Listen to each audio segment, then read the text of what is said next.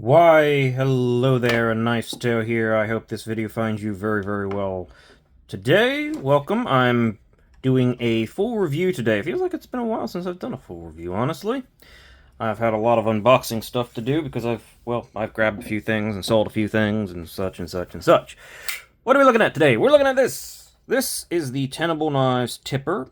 It is an Edgy Bladeworks design. Edgy Bladeworks is a custom maker that does a lot of these, well, interesting designs. Let's just put it that way. But this is the tipper for Tenable knives, and Tenable is a sort of the budget brand of concept. I don't know why all these companies decided they had to make a separate budget brand than just, you know, release all the knives under your same stuff. But I mean, it worked for Civivi, and they've been doing it for a long time, so why not, right? So let's get right into the review with the specs so that we can start talking about this thing. You have 3 inches and 3/8 of blade. It's firmly in between 3 1/4 and 3 1/2. So let's call that 3.35 or something like that. 8 inches overall, just on the dot, actually. And 4 5/8 on the handle. Let us do a comparison to our resident comparison knives, who, again, as I said, hasn't felt like I've done a lot of reviews lately, so they haven't gotten to shine. The Civivi Elementum and the Civivi Conspirator for our resident small and full-size knives, respectively. And yeah, this is the blade length is a bit shorter than the Conspirator, but it comes out to being almost the same size, because it looks like the handle might just be the tiniest bit larger. It's definitely a full-size knife, and despite its wonky-looking blade, it doesn't really feel too obtrusive. Like, it's not the biggest thing in existence in your pocket. Where are the AA batteries for the grip length comparison? Because that is always something that I consider to be very, very important. I hope that it's not something people find stupid, but I think this is important because I want to know how much I can get, and everybody can compare their hand to 2 AA batteries. You have slightly over 2 AA batteries to grip into. I definitely think you can definitely choke up here and be relatively comfortable. I kind of feel just kind of midway between the choke up position and the back position is really comfortable. Spread out, I have a full 4-finger grip. My fingers are stubby, but my hand is about 3.8 inches or so, almost 4 inches across. So, stubby fingers aside, I think most people will have no problem getting in there and gripping onto this knife. So, full size. Weight of the tipper, 3.88 ounces. Not terrible, not perfect ounce and inch, but it's got full steel liners. I mean, you can see them. They are milled out, obviously, but I mean, you can only do so much milling. I guess they could have probably put like one pocket there and one pocket there, but what are they going to get? 0.1 maybe ounce off. It's fine. It's not super heavy. It's reasonable, in my opinion. I suppose that's all this is. My opinion, right? I mean, the specs themselves are pretty absolute and objective truth, but unless I'm like completely losing my mind, I suppose. Thickness. Just under 1/2 inch thick on the actual handle. I suppose at the thickest point with the clip in hand, it is 725 thousandths. Okay. I don't usually measure that, but I'm going to start measuring that. I mean, that's important, how thick with the clip. The clip is very comfortable in hand, so it's not a big deal, but it does, of course, get a little bit thicker than just the handle. I'm going to call that 120 thousandths on the blade stock, which is perfectly reasonable. And behind the edge, I'm going to do back here. Gonna do right back here, right about there. Right, no, right there. 13 thousandths behind the edge, and how about up here? It definitely gets a little bit thicker at the tip. Of course, I have to get it around the tip. That would help immensely. Immensely, I say. And then fail to do it for like 3 more times. Yeah, that sounds about right. 18 thousandths, though I feel like I went a little bit deeper than I needed to. So let's call that about 16 to 17 thousandths up here, where it starts getting thicker at the tip. You can see it's got a little bit of a thick tip. But down here, 13-ish thousandths, we'll call that. Pretty reasonably thin, in fact. I mean, not pretty reasonably thin. Pretty reasonable and relatively quite thin. Hardware check. We have... That is not a T8. This is a T8. Also, of course, good bits, good driver. I'll consider linking these down below, too. I'm started to link the Swabs, because they're just... I mean, they're just super useful for all kinds of things. But I'll link some of the other stuff, too, just to make it easier for anybody who's interested in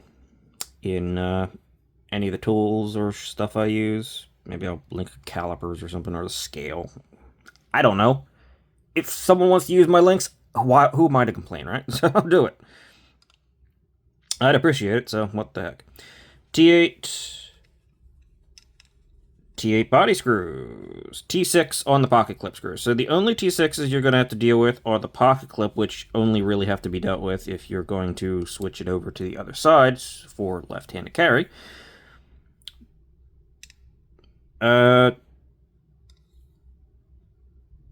It does look that this is not, in fact, a captured... I can't say for certain. It's not a captured pivot. I can say for certain now. Concept really likes using non-captured pivots. I prefer the D-shaped captured pivot, but I will say that I've taken apart several concepts now, and I've never actually had a problem with it. Again, decent tools. I have 2 drivers and multiple T8s, which that one looks like it's getting that one's getting a little bit ragged. I mean, I have literally a box of T8s here. So, yeah. Is it annoying? Potentially. Is it a deal breaker? It hasn't been so far. Like I said, I've had several concept knives, and they definitely like the non-captured pivots. This thing has not come off center, has not started backing out. There's no play. I don't think I've ever had a concept knife that's really started bad on me. I suppose there's 1 or 2 where I just immediately put some Loctite in there and dealt with it, but I don't know. Their system works. I'm not complaining too bad. All right, let's see. I think we are done with all of the relevant specs here. Yeah, yes, hold on 1 second. So, where was I? I was interrupted. I don't know why I'm laughing now. I don't know. But I'm done with specs. So, let's get into the actual knife itself. Blade here is very funky looking. This one is the wave ripple pattern Damascus, obviously. This does come in Nitro V. The standard variants of this, well, we'll talk about price in a little bit, but the Nitro V or this sort of kind of ripple Damascus, which does look pretty cool. I do like the looks of it. Ultim's not my favorite thing in the world, but I don't know, I just felt like getting the ripple Damascus, and there's only one version with this Damascus on it, and that's with the Ultim, so you pay your price, but there are variants with micarta and G10. So this blade. This blade is disturbingly functional. Like, very useful. I mean, of course, tip axis isn't great, but you have this secondary tip that is very pronounced and very usable. It is quite slicey. It has some application for thickness and maybe like just a little bit of scraping or a little bit of sort of, I don't know, lifting or something with the front end here. And since this part of the knife right here isn't really used as much, if it takes a little bit of damage, it's really not the biggest deal in the world. I mean, this one is still quite good, mind you, but you could definitely get underneath something and, you know, slip in there. But most of the actual action on this knife is going to be down in here, where you're cutting into things. So the tip on this one, I don't know, I feel that you can be a little bit more rough with it. Honestly, it's interesting looking, it's strange, but it's actually quite useful. So no real complaints there. Tenable logo there. I mean, they could just put the logo there, and they don't need to put the code for the knife, but I'm not going to be too complaining. For the most part, this is a budget knife. Edgy Blade Works logo, which is... I'm pretty sure that's different than the original Edgy Blade Works logo, which I'm pretty sure was two rhinos humping. But... and the name of the knife never needs to be there, but, I mean, yeah, this is not a super expensive knife. I just wish there was a little bit less branding in general on knives. Sharpening tool and plunge grind is actually amazing. They dropped it almost straight down, and they gave you a metric ton of life. That is all the life you could possibly want on this thing. There's no jimping or anything on this. The edges are relatively sharp, and the entire thing has been satined. But, I mean, honestly, I'm not like, oh no, there's no jimping. Would a little bit of jimping right here be nice? Sure, but then you're always dealing with, is it even functional jimping? So I'm not complaining. Using this thing for people with longer fingers could actually get up there, probably. Actually, I can get up there pretty easily and control for when you're actually doing things. And these little pumps actually, again, come into pretty functional play for controlling this knife quite well. So, I mean, it looks funky, but it serves a purpose. Who am I to complain? No one. This knife is on bearings, and yeah, the action is really, really good, actually. I've noticed this about Concepts, even their budget knives. They seem to be pretty darn smooth on the action. Quite good. Snappy detent. It is a liner lock on bearings. Lock bar axis is excellent. Easily come from the side. And I do hit that little nub on the bottom of the tang. It's not quite my favorite type of tang nub, but you do hit that and just the very edge of the termination of the knife. But for the most part, it's actually hitting here before here. So I don't feel like I'm going to cut myself or anything like that. The stop pin is in a perfectly fine place. It is out of the way. It hits back here and nowhere near the edge of the blade, and it's never going to be a problem. Who doesn't love seeing that, honestly? The Ultim seems okay. I never took this thing apart. There is a little bit of gunk under there. I mean, oil and stuff like that, especially on budget knives, is always a thing, so it's not surprising. The micartas and G10s look pretty good quality, I will say. I haven't experienced them, so take that with a grain of salt. The handle ergos are...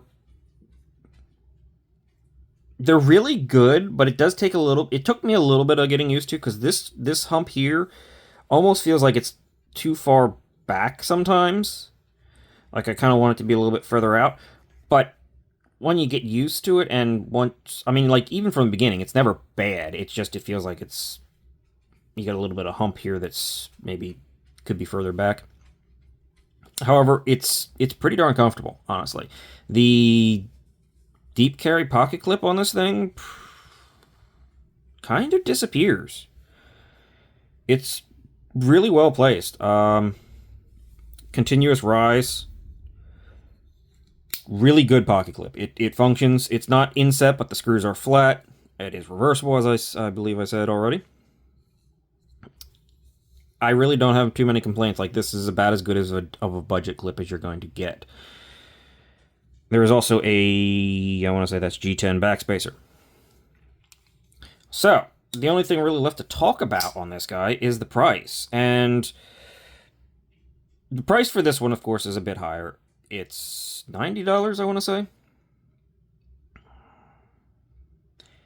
The price for the base models is where, of course, it's more important. It is a budget knife. It does come in and it's under $75, but just barely. The cheapest variant of this knife comes in at $69.95, I think. Most of the other variants come in at $72, $71 something. So $72. So it is technically a budget knife under $75.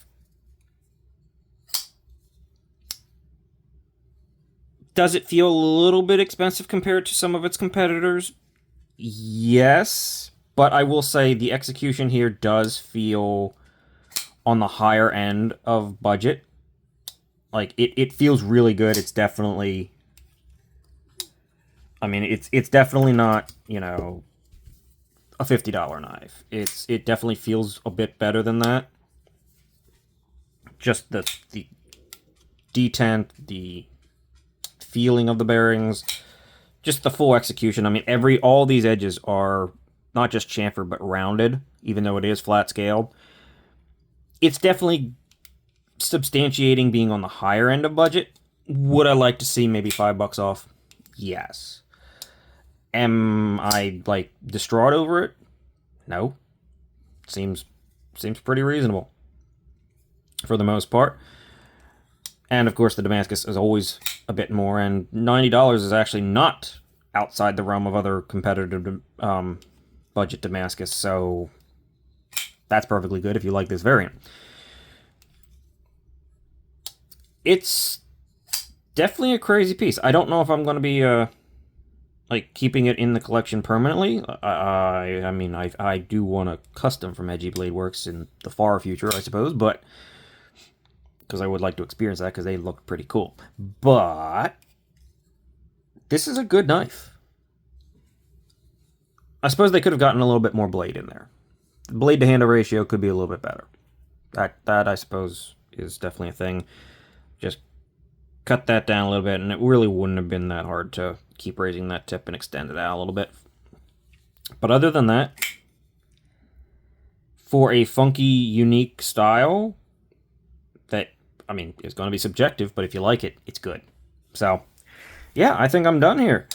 The tipper is a solid knife from Concept. I'm liking. I've gotten a couple knives in from Concept recently, and I have to say, I think they've all been pretty darn good. So good work there. I'll end things here. Say thank you very much for watching.